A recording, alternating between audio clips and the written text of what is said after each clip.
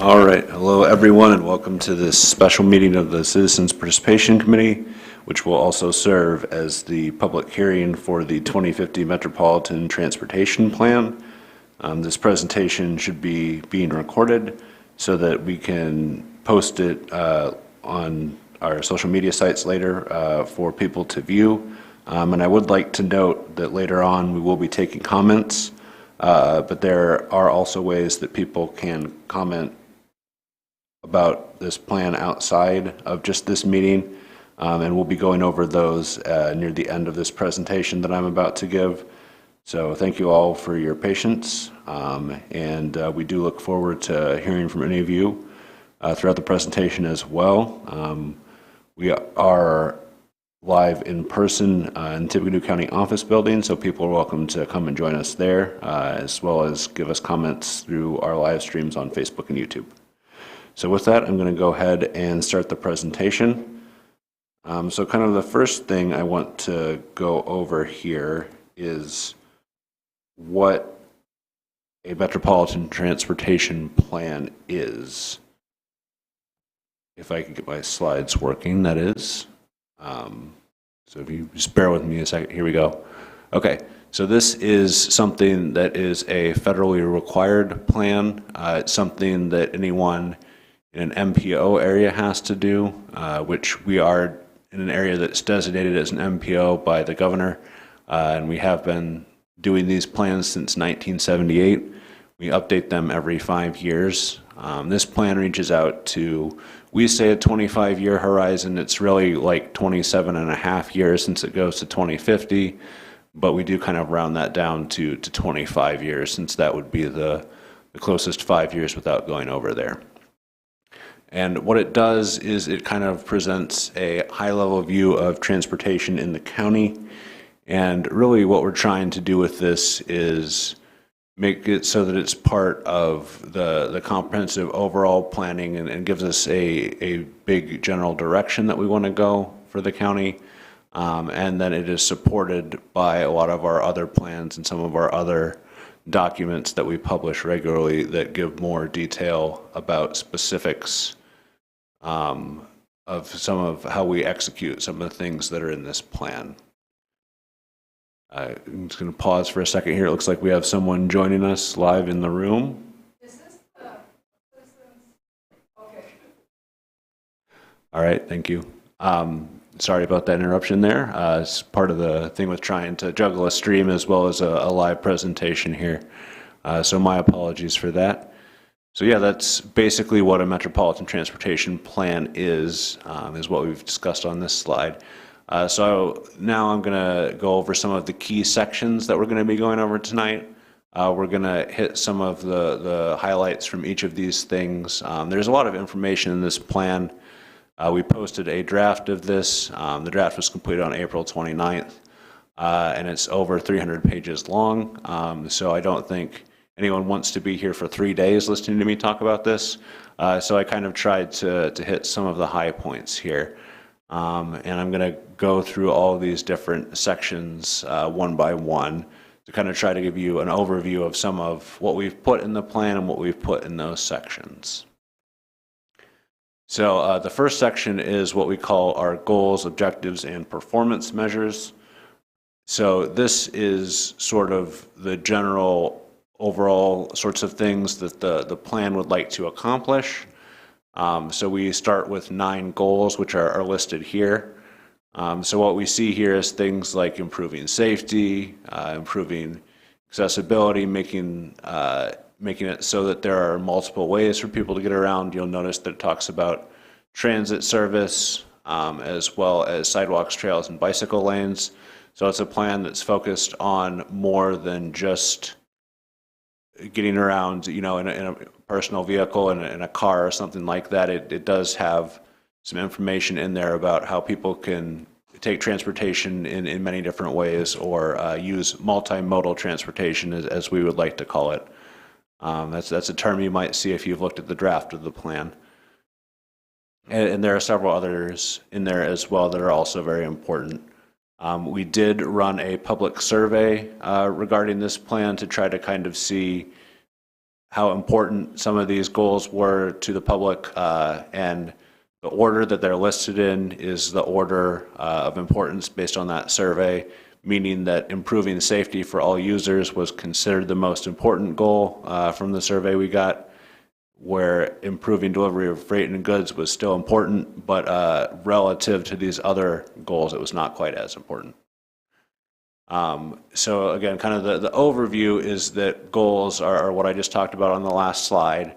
That tries to look at what the plan should accomplish for the community overall, whereas the objectives are kind of practical ways to achieve those goals. And then the performance measures are ways to numerically quantify how well we're doing from one year to the next. So if we look at kind of the example I have there on the one side of the slide, it talks about widening Interstate 65. So that would be an objective that will help us improve our regional infrastructure. But the performance measure of that would be checking the number of additional miles of interstate highway in Tippecanoe County with 6 lanes. So those of you that have been living here a while know that for a long time, I-65 through Tippecanoe County has been 4 lanes, 2 in each direction. But recently it started to get some projects that we've had in partnership with the State Department of Transportation to widen that and give us some more lanes. So we do have parts of it that are 6 lane, as well as we just had another project start, kind of the next phase of that just started back in April, to continue with adding some of those additional miles of interstate highway. So that would be an example of how you can quantify the progress from year to year on that. So just going back to another kind of overall goal. So this would be the top goal as indicated by the survey. So improving safety for all users. So our objectives, show that, we think all these different things, these 5 things, are general overall ways that we can improve safety for all users. And again, the performance measures show how we can quantify the progress that we're making in regards to that. One thing I wanted to highlight on this slide was the term ADA there. You'll see it in the second box on the right, the number of added and repaired miles of ADA compliant trails and sidewalks. For anyone who doesn't know, ADA is the Americans with Disabilities Act, and it is very important federal legislation that requires that we make it so that our trails, sidewalks, and other transportation infrastructure are compliant for people who have mobility challenges, such as people who are confined to wheelchairs and things of that nature. The legislation does expand beyond transportation things. It is concerned about access to public buildings as well, but on the transportation side of things, we don't have much jurisdiction over that ourselves. So that is not covered in the plan. The plan just focuses on the transportation aspects of the ADA legislation. So this is another slightly confusing thing, but there is kind of another set of performance measures that the federal government keeps, the Federal Highway Administration keeps.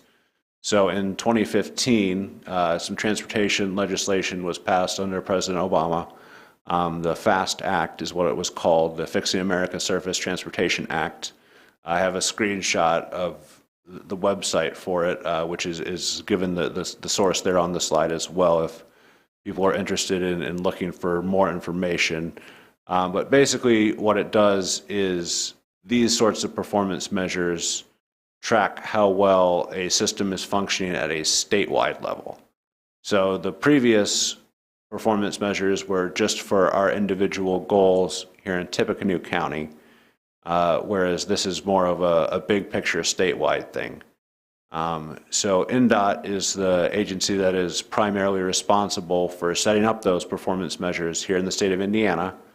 And as an MPO, APC, we can either concur with NDOT's performance measures and say, yes, we agree that the state's planning work is sufficient, and we would like to work with them to support that. That's one option that we have. And then the other option is to set up our own separate performance measures that we would track. We have always chosen to concur with NDOT's performance measures. We believe that since these are primarily focused on the statewide network, that it makes the most sense to partner with NDOT on this. And we've been pretty successful in being able to meet some of the targets laid down in those federal performance measures. So we're happy about that, and I'm sure NDOT, of course, is even more happy about that as well. So that's kind of the next section. There are performance measures for several different items that I want to go over, excuse me. So the first one you'll notice is, again, safety. So that is something that's common between their performance measures and our performance measures that I highlighted earlier. They also have pavement bridge condition, what they call system performance, and then transit. So for us, transit would apply to any transit providers in the area, which, as any of you who live here in Tippecanoe County know, is primarily city bus, although there are a couple of other transit providers that do operate here.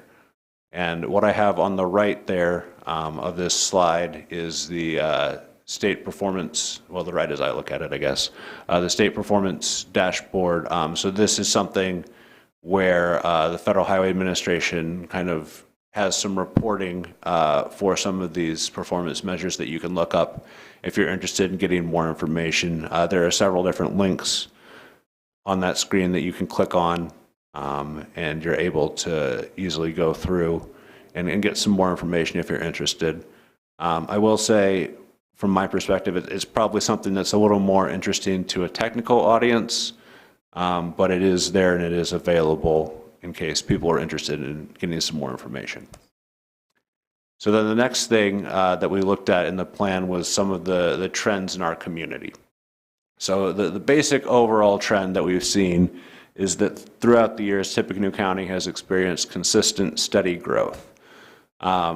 So year after year, we tend to increase our population, our employment, and then what we call dwelling units, which is the number of houses, apartments, places people can live. So that does include rental units as well as single-family homes, duplexes, et cetera. Basically anywhere that someone can live, and we do expect that to kind of continue. We feel that we're in a pretty good position here in Tippecanoe County. Our local units of government have worked pretty hard to attract a lot of new industry, as well as, of course, we have Purdue University and several other things, including a strong agricultural community as well. So there's some opportunities there. So we have a pretty diverse kind of set of these sorts of things here in Tippecanoe County. And what we're looking at, so the next couple of slides are going to be some maps that show kind of the differences between where things were at in 2018, which was the year we were able to get some of this data for, and then we're doing some forecasts to kind of project what we think things will be like in 2050. Obviously, we have no idea. These are just projections based on historical trends and that sort of thing. So what you'll see throughout these is, if you look at different areas, you'll see census tracts that tend to be getting darker. So the darker colors are the higher concentrations, the higher numbers of people, jobs, et cetera. So you see which areas here on this map where we expect the county to grow between now and 2050. So similarly, we also expect to have some growth in employment. Again, the darker colors, so the dark reds, you see a lot more of those in 2050 than you do in 2018. So again, we're forecasting some growth for employment as well. And similarly for dwelling units, we are also forecasting growth. So you'll see same kind of idea, more darker colors in 2050 because we're projecting growth.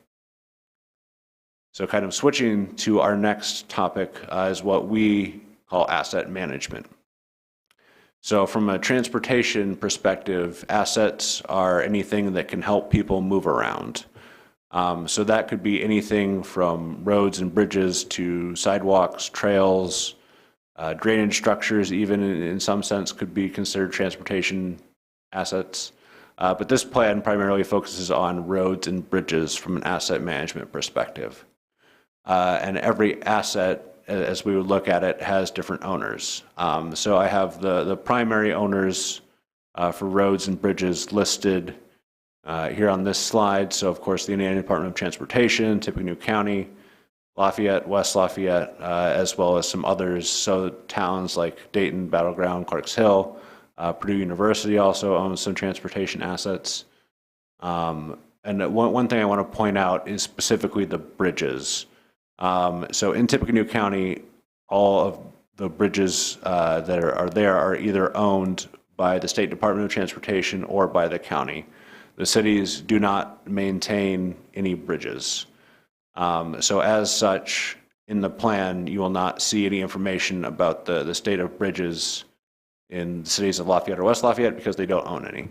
The state also has their own system, and access to that is not publicly available, so they do track it. They do look at their assets and use that to program, different improvements and maintenance projects for bridges when that's needed.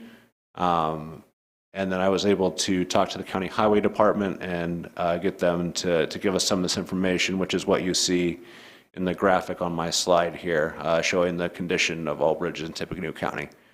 And kind of the general takeaway from this figure here on this slide is that most of the bridges are in pretty good shape, although there are some that are in poor shape that may need some significant work done on them, including possibly replacement.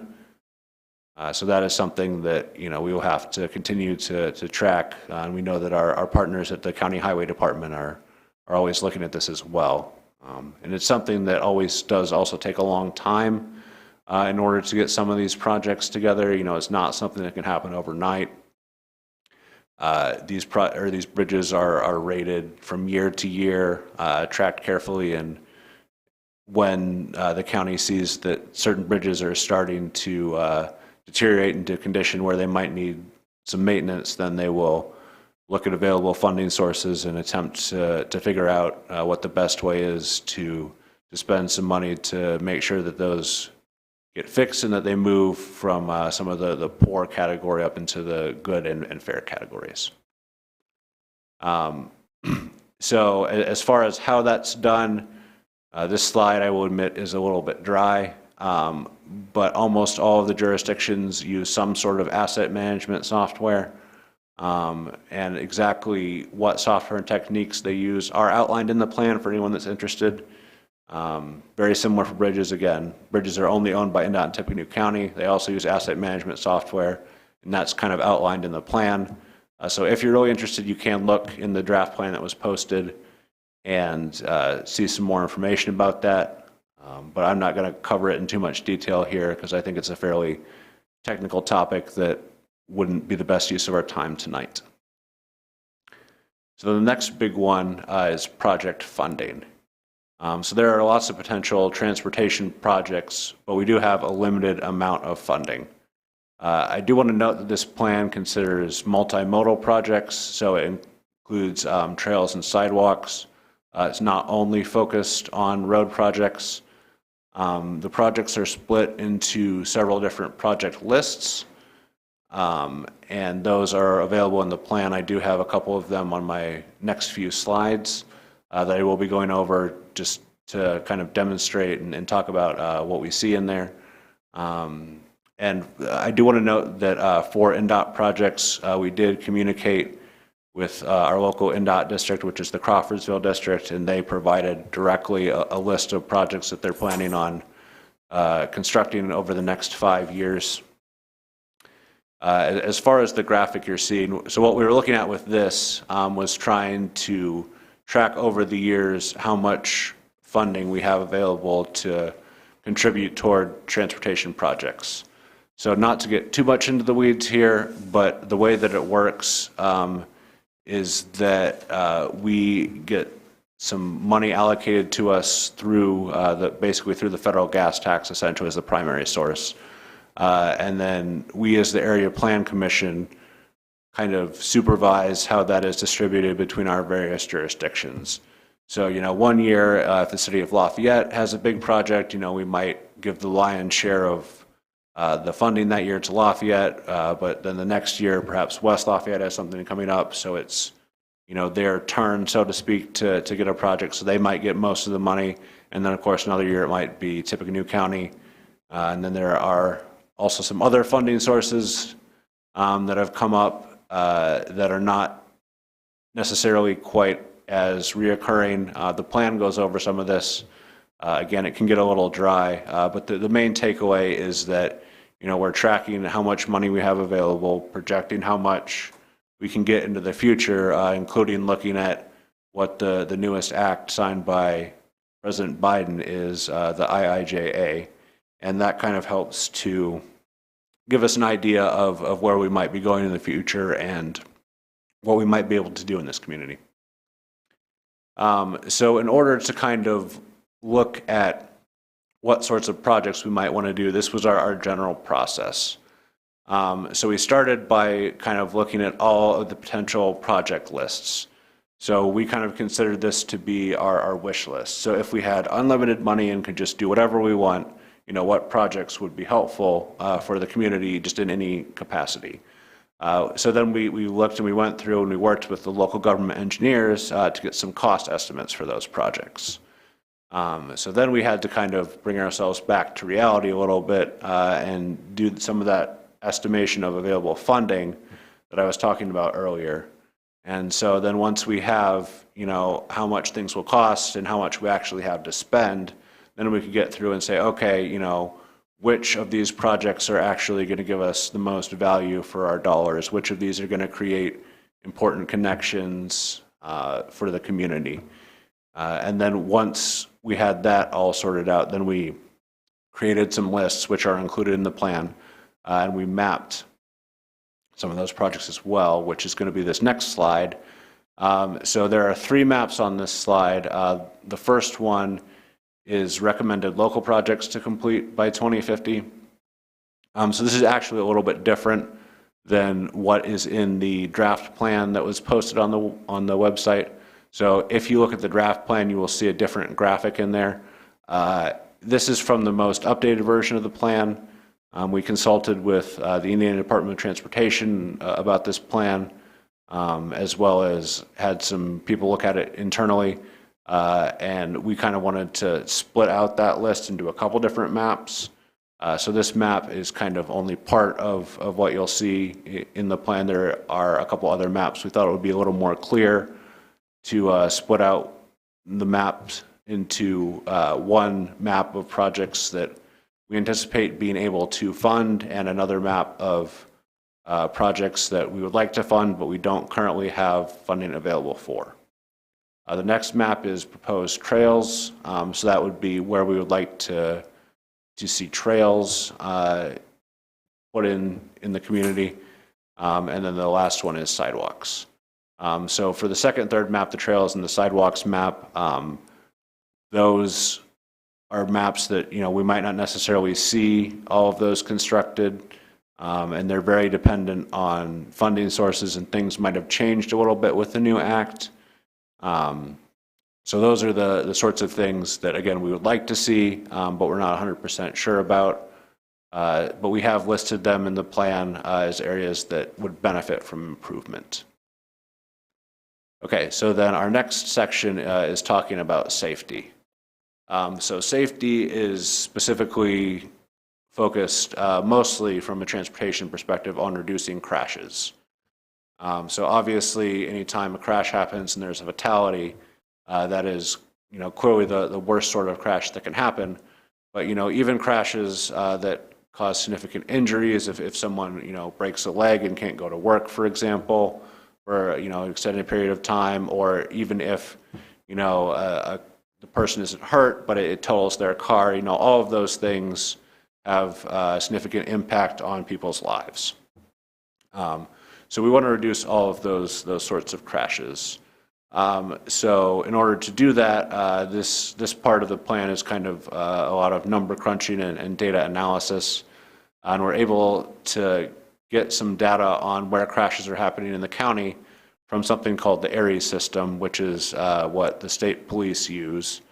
So anytime a crash happens and a crash report is filed, it will get into that system eventually. And then we, as a government agency, are able to download data from that and use it for analysis. It's not something that's available to the public, but as a government agency, we're able to get some aggregated data and analyze it. I do want to mention that it is important to analyze crash rates in addition to the number of crashes. So it's not necessarily giving you the total picture if you just look at the raw number of crashes. You want to look at how many crashes there are per capita, as well as per vehicle mile traveled. And obviously with those the per capita crashes and the crashes per vehicle mile traveled, those are both rates that you would like to see go down over time. So that's another way, going back to the performance measures that I mentioned early in the plan, that we can use to kind of track how well we're doing in that area. We did look at 2020 and 2021 data, but what we found is that it seemed that those might have had some anomalies in them due to the pandemic. So we kind of focused more on data from other years when people were using more of the typical traveling patterns, which is kind of what we're seeing things return to here in 2022. So the graphic I have here is focused specifically on fatality crashes. So it shows the location of fatalities that happened in Tippecanoe County from 2009 to 2019. So again, that's where my note comes in about not using 2020 and 2021 data due to potential anomalies. And obviously we don't have full 2022 data yet because we're halfway through it. So that's why we stop at 2019.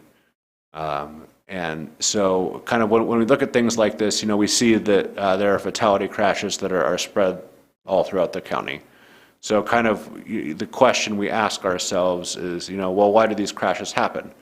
So there are two basic reasons at a very high level why crashes will happen. One of them is driver behavior. So a driver did something, perhaps they were distracted by something, perhaps they were inebriated and got behind the wheel and something happened. Several different reasons can fall under driver behavior. But another one is road design. So there may be some situations where the road wasn't very well lit, for example, and accidentally went back there. The road wasn't very well lit, for example, and that caused someone not to see a curve because it was dark and stormy night or something, and they run off the road.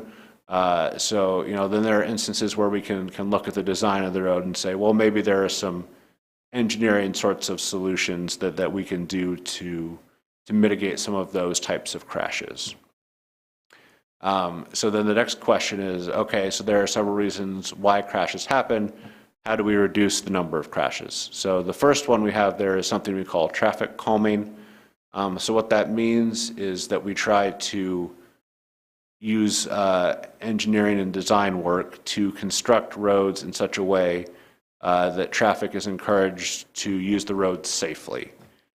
So one example of that is if streets are very wide in an area where there's lots of pedestrian traffic, people kind of tend to have a psychological programming, so to speak, that, oh, this road's pretty wide, that's like the interstate, which I've driven on before. Therefore, even if I don't realize it, I might be driving faster than I should be. So by controlling how wide the streets are, signalization, putting in, lights, marking crosswalks, things like that, you can really help to control how well or how traffic behaves, so to speak, at least a little bit. And then another area would be safety projects. So I talked a little bit earlier about the road design. So we can do projects to maybe correct dangerous curves in the roadway where we're seeing a lot of crashes, things along those lines, looking at aligning intersections, if there are some intersections where we're seeing particular traffic, things along those lines. And then we do also mention technology and laws. So this is not something that we as APC have a lot of control over. That's something that's on other people to work on, but it is a way to reduce crashes.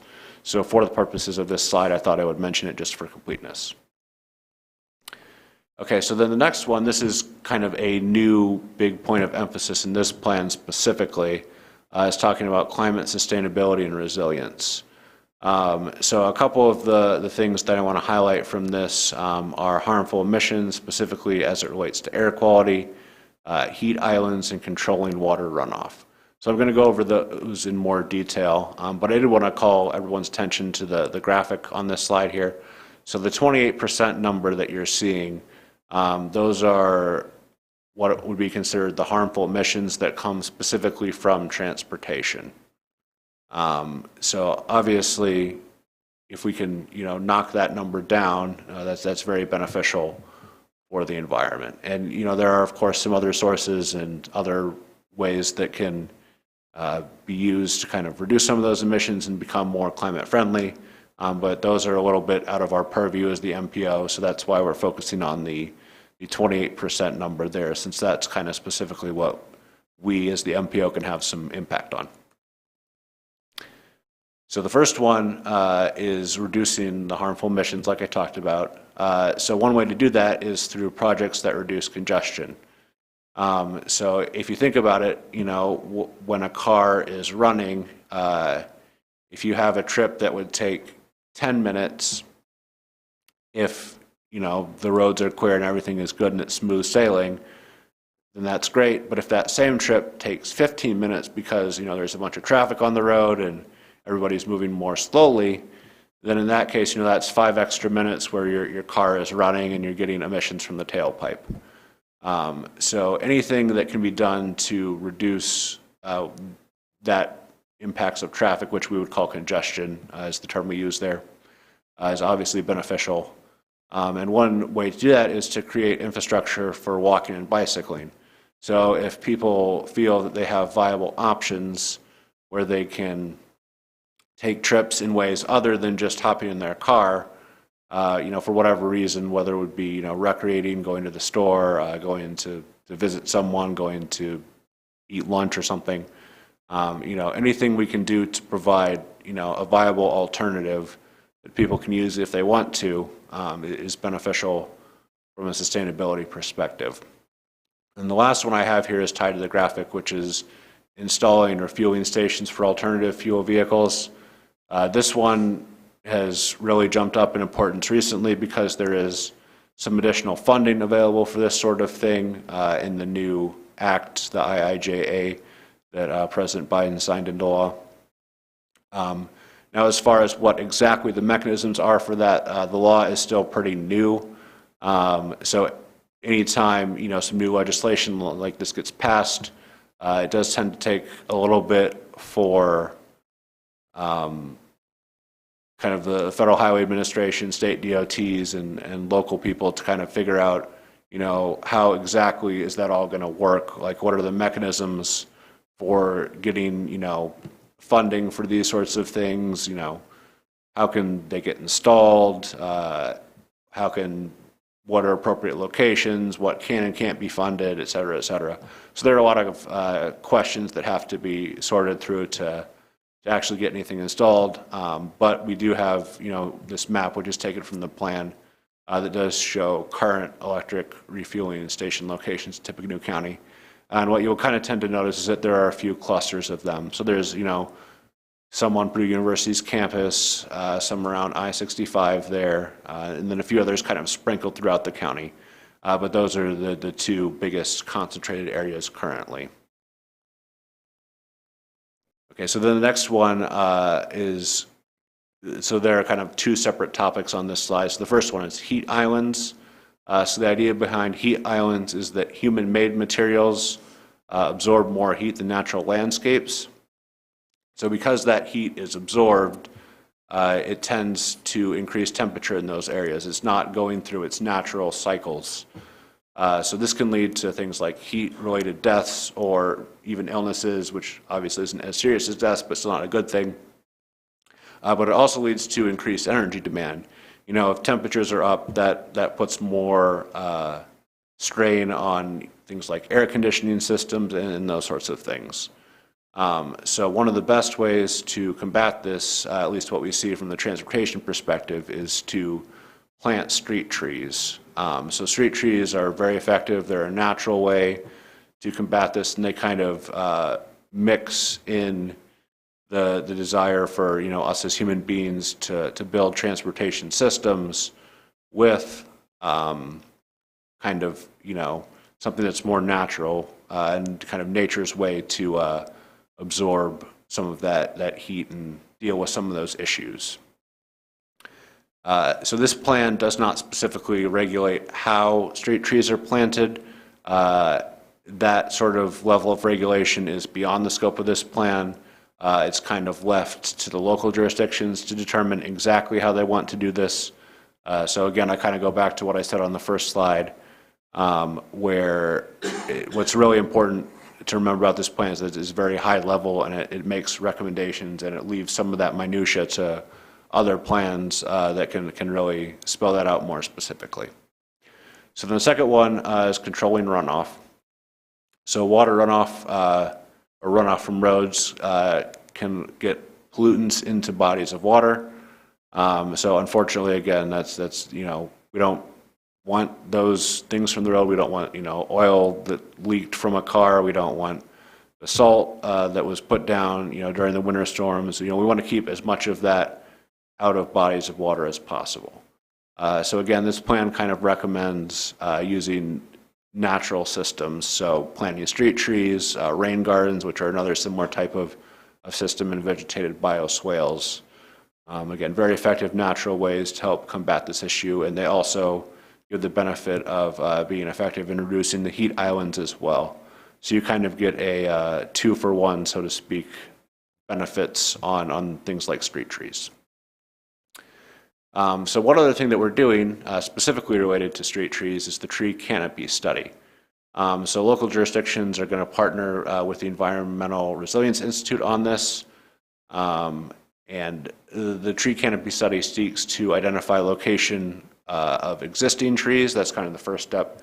And the next step is to see, okay, we have trees at locations A, B, and C. Well, we're missing them at D, E, and F, so maybe we need to prioritize future plantings in D, E, and F. So that would kind of be the example. And then the graphic shows something that the State Department of Natural Resources put together. They did a statewide tree benefit study. So the tree canopy study is related to that. But we thought that this was kind of a nice graphical representation of some of the benefits of trees. So that's why it got included in the plan and on this slide. And then another effort that we're working on is the Greater Lafayette Climate Action Plan. So this is a multi-jurisdictional cooperative effort. Tippecanoe County, Lafayette, and West Lafayette are heavily involved. It did start in the fall of 2020. And so the graphic here shows sort of different phases that this is going through. Right now we're working on kind of both phases 3 and 4, which are detailed on the graphic. I'm not going to go through all of them. And this is also discussed in more detail in the plan as well if you want more information. But that's where we are with this right now. It's something that's going to be ongoing that we think is pretty important. We actually have a couple of our staff members that go to a lot of meetings related to this and trying to see how we as a community can get all this going and continue to move it forward.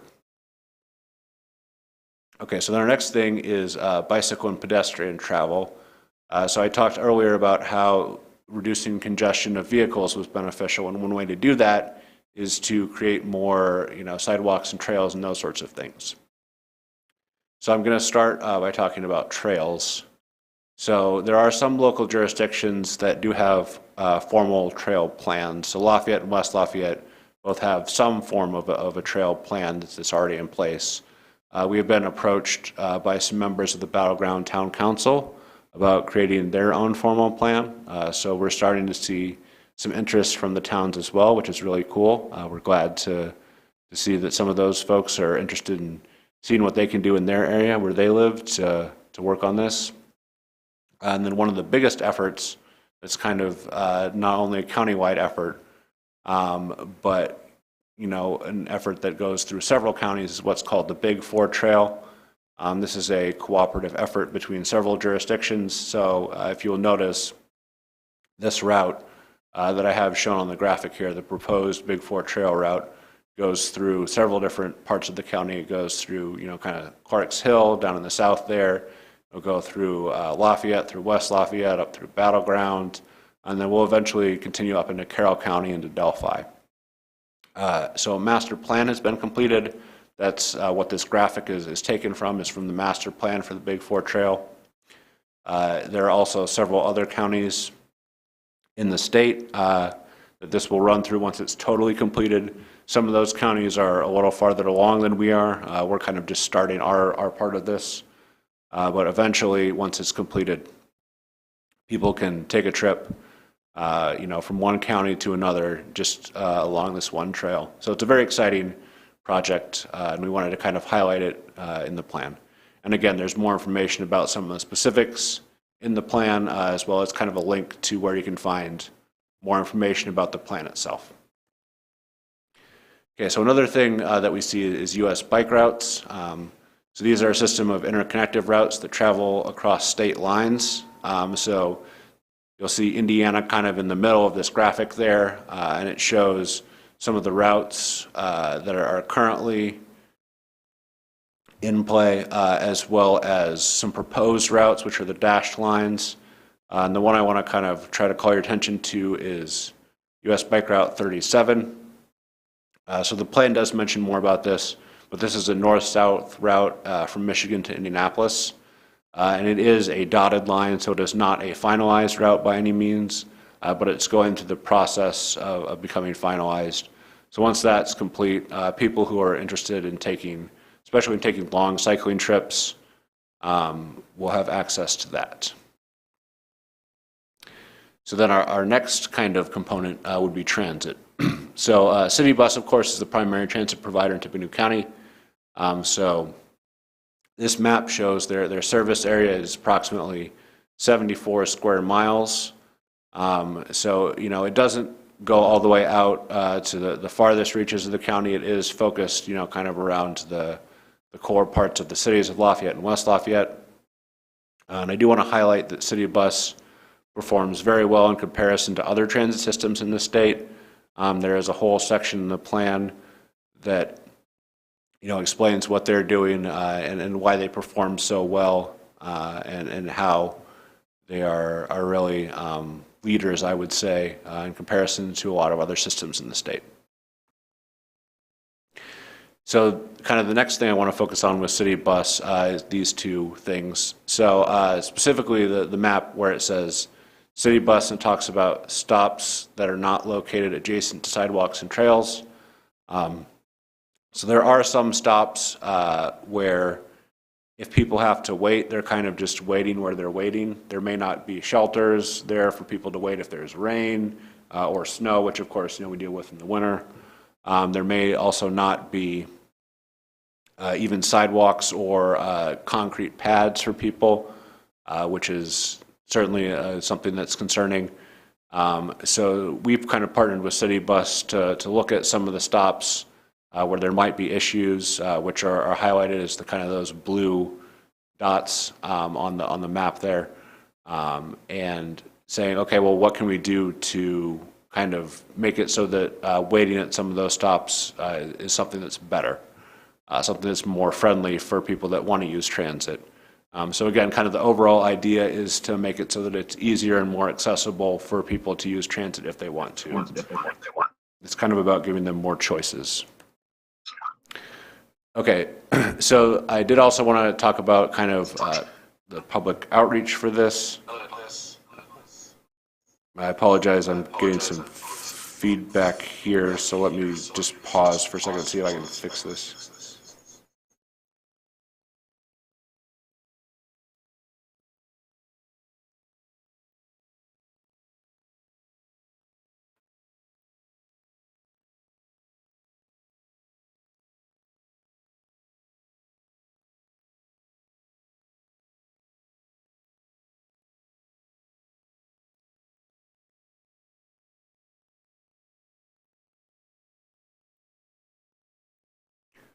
Okay, let's see. Are we still getting it? Okay.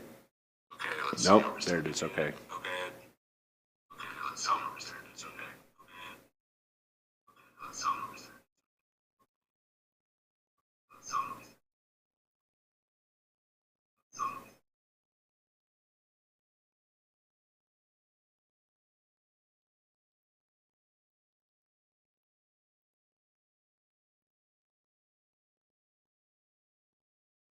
Okay, let's see if that works. So we did have a few different public meetings. So these first three public meetings that I have highlighted there were what we would call open house meetings, where we had some of our staff go to these three different locations, the Tippecanoe County Public Library, that would specifically be the downtown branch, Ivy Tech, and then the West Lafayette Wellness Center. And we were just there to kind of talk to people and answer questions. So we were able to have some good conversations with folks at those meetings. And so that was kind of part of what we've done in terms of public outreach. Then, of course, we have this meeting, which you are either watching tonight or on the recording later, potentially. And finally, we have an upcoming meeting, which is that should be our policy board meeting. That should be the MPO policy board. I have the wrong acronym on the slide there, I'm just noticing. But that is expected to happen on June 7th. So that's next Tuesday. We are at that time expecting to adopt this plan. However, I would like to note that we are still collecting comments. So any comments that are made tonight or before the comment period closes, which is going to be on June 5th, will be recorded in the plan, and any required changes that those comments would necessitate us to make will be made before adoption. It does kind of depend on what sorts of comments there are. So that's a little bit of kind of a side thing, but we are anticipating adoption on June 7th. And that meeting will happen at 2 o'clock. It will be a virtual meeting, and that is open to the public. So if anyone would like to view that, it will be streamed on these same platforms on YouTube and Facebook. It's not an in-person meeting, so that's the way that it can be viewed in those meetings, or that meeting will also be recorded as well. So just wanted to note that for the record. Okay, so then this is my last slide. So like I said, comments close on June 5th. The screenshot that you're seeing there on the slide is from the Area Plan Commission website. So if you go to tippecanoe.in.gov, you can see the specific links there, but if you then go to the Area Plan Commission page, you'll see this screenshot that I have. And if you want to see the full document, that's the link on the bottom. And there's also a comment submission form, which is the larger link there. So if you would prefer to submit your comments that way instead of giving them verbally tonight, that's totally fine too. We're more than happy to accept those in that fashion as well. I do just want to note that we will be closing the comment period on June 5th. So I'm going to go ahead and leave this slide up. And for the time being, we're going to transition into taking comments and doing any sort of question and answer. So we do have a few people that have joined us here in the Tippecanoe room. So we'll start with those people if they have any comments, and then we'll go to anything we got from the stream. So at this time, I would like to open up the floor to anyone who's interested in commenting who's here in the room.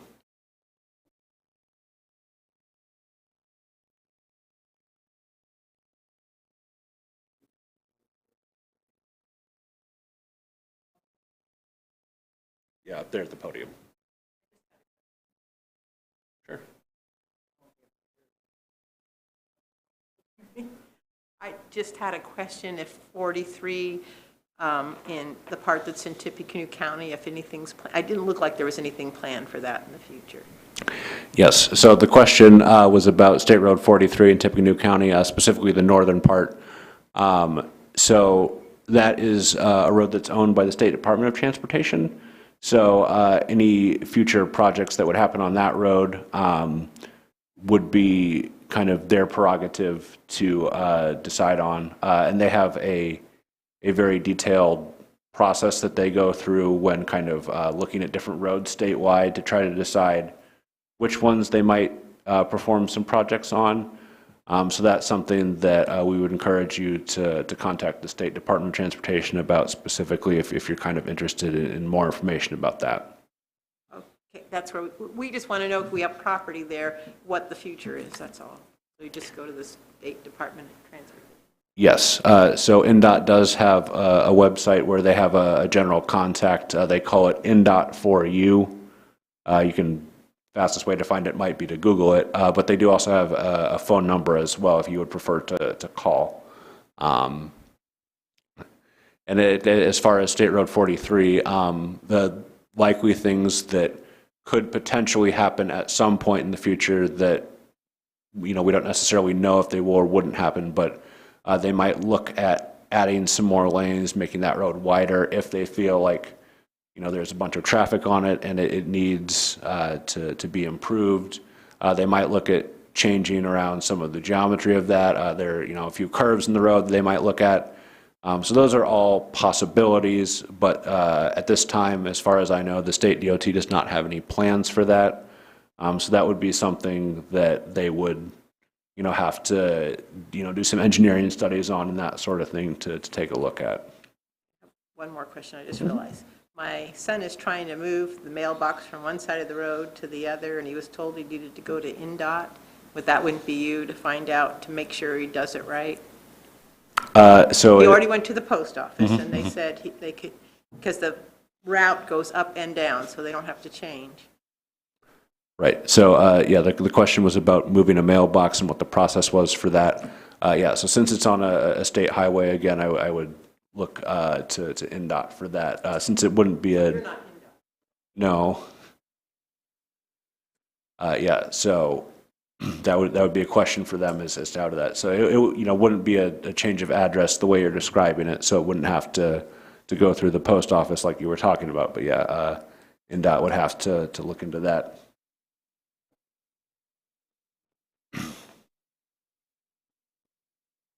Jim Beatty with three things I'd like to compliment the scope of the project. I'm curious about the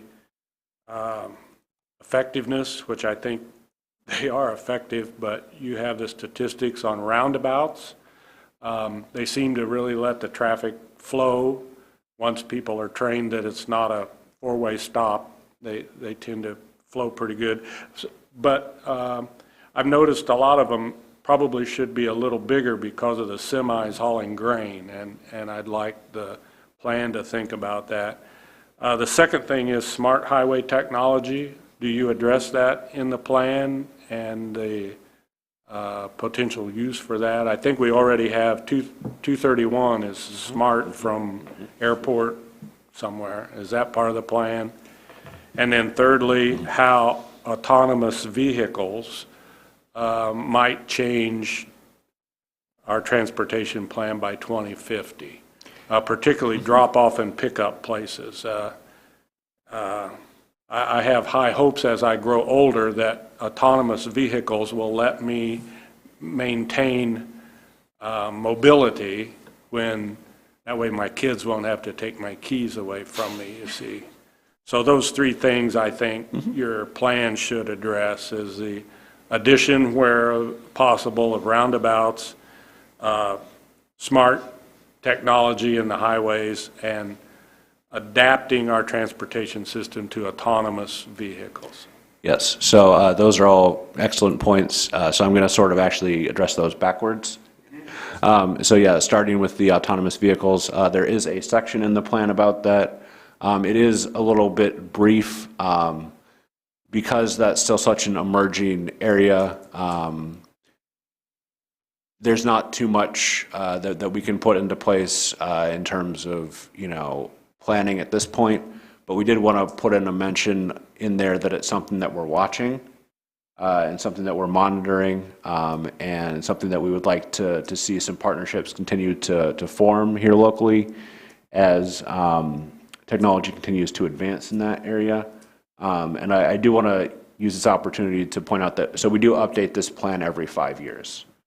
So I think it's likely that the next update in 5 years will be addressing that much more significantly. Because I think by that time, we will have seen what some of the manufacturers are able to do with that, where the technology is at, if it's been able to get over some of the hurdles that the research folks that are working on that are experiencing right now. Especially for us in Indiana, where, we're a winter weather state, where, we get snow, which has been a big design challenge for folks that are doing research on autonomous vehicles. So that's one hurdle that, hopefully they'll be able to clear, obviously, because would be great for us to, like you're saying, get some of those pickup drop-off points, especially for, as our traveling people get older. None of us are getting any younger. So it certainly would be beneficial, I think, to look into that. Then as far as the smart and connected vehicles, so that is another thing that, again, is very, very briefly mentioned under that same section, and probably likely to get some more detailed information in the next update, would be my guess. Some of you may have seen that there was an article in the JNC about Mayor Rosworski expressing his desire to make Lafayette more of a smart city.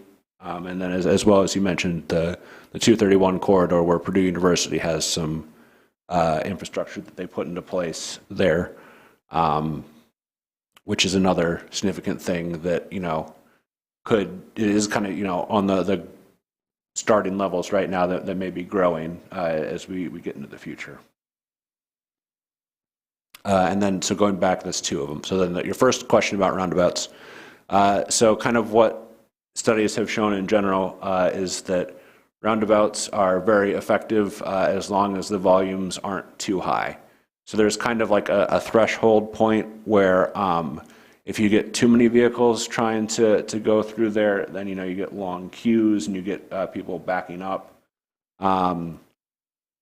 So that once it hits that point, if it's regularly hitting that point, then a traditional signalized intersection would be preferred, purely from a perspective of getting as many vehicles as possible through an intersection. But one of the main benefits of roundabouts is that although crashes may occur at roundabouts, the types of crashes that occur tend to be much less severe. So the two most severe types of crashes would be head-on crashes or right-angle crashes, or T-bones, perhaps you may hear them called. And those are the two types of crashes that are most likely to lead to, fatalities or very serious injuries. And roundabouts are structured in such a way that they lower speeds, and a lot of the crashes you see in them are side swipes, which still can cause problems and still cause damage to vehicles, but much lower possibility of a fatality or serious injury. So that's one of the main safety benefits of roundabouts.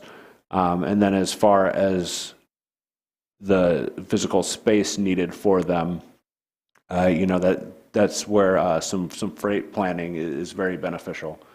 And that's something that I know the state DOT is looking into doing some more of. We had some conversations with someone at Federal Highway, actually, kind of regarding some potential freight planning things that they're thinking about. So that's something that, they kind of reached out to us to ask us, what are we doing now? And so we talked to them about that and how we could potentially partner with them in the future. So I'm not going to pretend to know where they're going with that, but I do know that it's something that our planning partners are looking into. So, it's something that hopefully is being taken into account, especially on some of the larger roads, the state highways, where we see a lot of the really big freight traffic that you're talking about, I think. I had no. We're talking about roundabouts. I think you should have some kind of public information about how to do them, because I was with my grandson who has a special driving instructor, and she suggested go to a website, which I did, and she gave specific things what to do. And I think that people like my age and older, some do really well, but I really think seeing it visually, because they have a lot of good programs like on YouTube that you can see that, you could promote because they are different and, just for safety. But I don't like the one out, I think, on 25. Oh, that, good God. Yeah, thank you, that is a great suggestion. So just trying to look at how we can kind of do some, I guess I'll call it public education, just about how roundabouts are supposed to function. It sounds like that would be beneficial, yeah. Some education for engineers that built the one out on 25. It's just poor design. You're doing 65 miles an hour, and then all of a sudden you come to a roundabout that's not well marked. Yeah. That's off the record, by the way. I have just a kind of a picky question. Back to your map that shows future projects versus the list in the book. The map showed upgrade of Newman Road from where Purdue quit building the road all the way out to South River Road, but it didn't show it on the list of unfunded projects. Yeah, I'm trying to pull that up here. Let's see, it's not changing the slide for me. It's frozen. There we go. I hope you're not the guy that designed the roundabout on 25. No. You know which one we mean. Yikes. Yeah, so thank you for that comment about the Newman Road. Yeah, sorry, I'm able to flip through it here on the computer, but I can't get it to change on the screen. Oh, there we go. Okay, yes, so the Newman Road project there.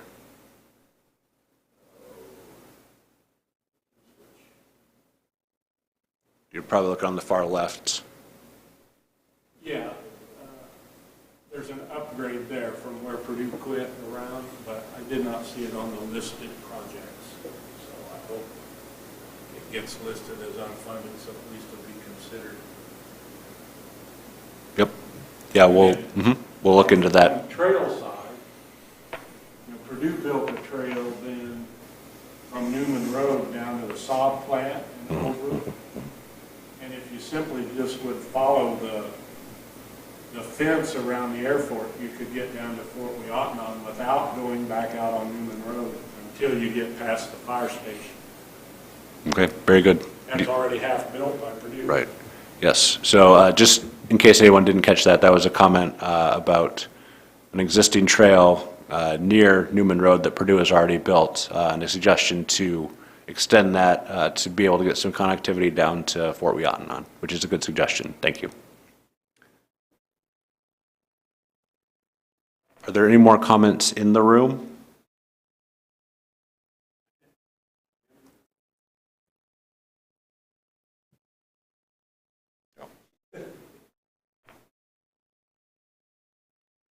Okay, well, it looks like in talking to my tech person here that there is nothing in terms of online comments. So with that, this is pretty much all that we have for tonight. So we'll be wrapping up unless there are any last questions. I'll give one final call for comments in the room or comments online. We'll wait maybe 30 seconds just to double check.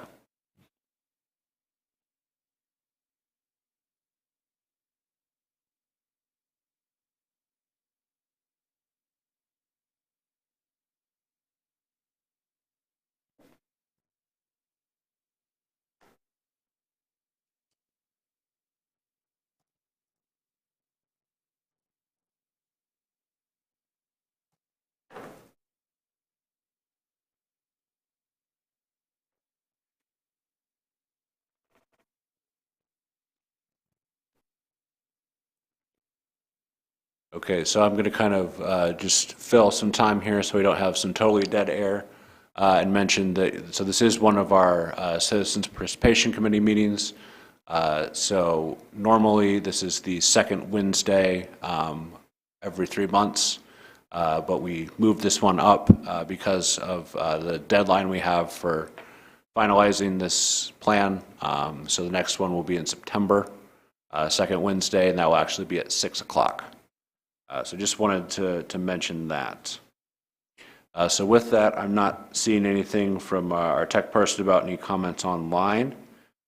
So I think with that, we are adjourned for the night. So thank you to everyone who was able to attend tonight in person or online. And if you're watching the recording of this later, I just want to again point out the slides I showed earlier that had the online comment form. Please do feel free to submit any comments you have to us by June 5th. Thank you, and everyone have a wonderful